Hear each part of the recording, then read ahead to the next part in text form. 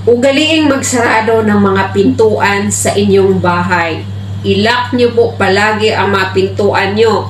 Dahil sa panahon ngayon, marami na ang mga masasamang tao sa ating kapaligiran. At ito ay nangyari sa isang online seller sa Santa Rosa, Laguna. Habang siya ay nagla-live selling, pumasok ang dalawang hold-upper at siya ay hinold up. Panoorin natin ang video.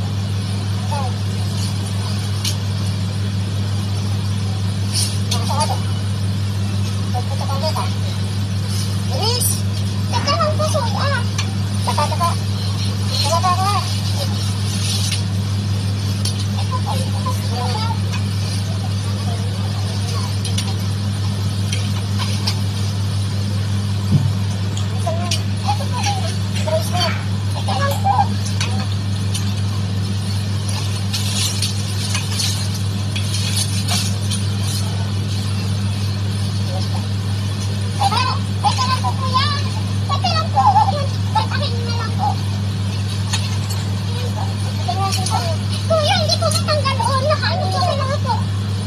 Ayan po, kuya. Kaya na po. Ayan nga. Ay, sige po. Ayan, sige po.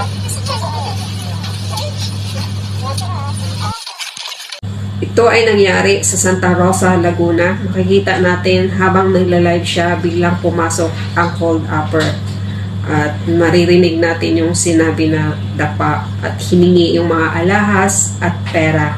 Ayon sa mga otoridad sa Santa Rosa, nakuha nila yung CCTV footage. Itong dalawang lalaking hold-upper nakasakay sa motorsiklo. At ang masakit pa nito, itong dalawang lalaki na hold-upper ay kapitbahay pala ng online seller. Natangay nila yung humigit kumulang nasa 100,000 pesos kasama alahas at iba pang mga gamit.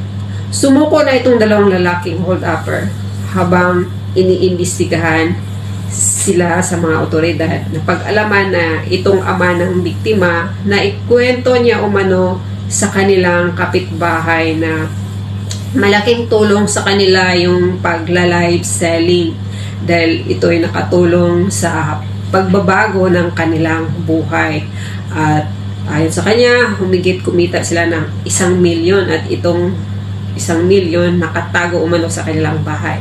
Now, ito po yung lesson learned. Huwag po tayong basta-basta na lang magkwento sa ibang tao about sa ating mga income or earnings. Mahirap ang panahon ngayon. Huwag tayong magtiwala kahit kanino. At huwag din nating hayaang nakabukas lagi ang mga pintuan sa ating bahay. Ugaliing mag-lock palagi para sa ating kaligtasan. Hanggat maaari, maglagay tayo ng CCTV camera. Malaking tulong ang CCTV. So maraming salamat sa inyong panunood. Sana meron tayong natutunan. Palambing naman dyan, pa-heart reaction. Pa-comment and share na rin.